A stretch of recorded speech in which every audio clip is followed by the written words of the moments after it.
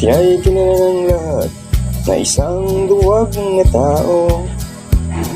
Pakumbabang tinanggap niya ang hamak na bintang. Pangalan niya ay Tani, hindi dapat parisan. Siya'y isang lalaking isinilang na duwag. Ama niya'y kapatid, namatay sa kulungan. Siya'y 10 taon lang aking inalagaan. At ang huling habilin niya, ang wika niya'y Tami. Buhay ko'y tapos na, nasa simula pa lang. Oh anak ko, ipangako sa akin, sana'y nagawa ko'y wag gawin. Laging nasa uli ang gawang pagsisisi, sana ako'y maunawaan. Inaon ay isang katapangan. Bawat tao'y mayroong mahal, mahal nitong si Becky. Ngunit di na ipakitang siya ay lalaki rin. Isang araw wala siya, may pangkat na dumalaw. Halinhinan si Becky, pinagsamantalahan. Nang buksan niya ang pinto, nakita niya si Becky. Tumatangis at ang damit ay gula-gulanin.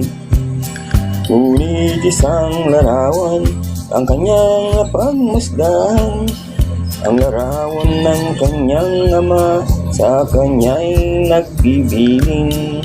Oh anak ko, ipangako sa akin, sana'y nagawa ko'y wag gawin. Laging nasa huli ang gawang pagsisisi, sana ako'y maunawaan. Inahon ay isang katapangan. Ang pangkat ay nagtawanan nang siya'y nagtigilan. Siya'y tumalikod at tinungoy pintuan. At ang sigaw pa ng isa, duwag alis na. Ngunit di nila napansin kasan ang kanyang baril. Kahit tagal naghirap ang isip at damdamin, hindi na niya matitiis ang lusat pasakit. Hindi na napigilan at isa-isang tinulas. Ito'y dahil kay Becky na kanyang minamahal. Nangako ako sa'yo aking ama, sanang iyong nagawa'y di gawin. Di na matitiis ang naranasang pasakit, sana iyong maunawaan. Dapat ipaglaban ang iyong dangal.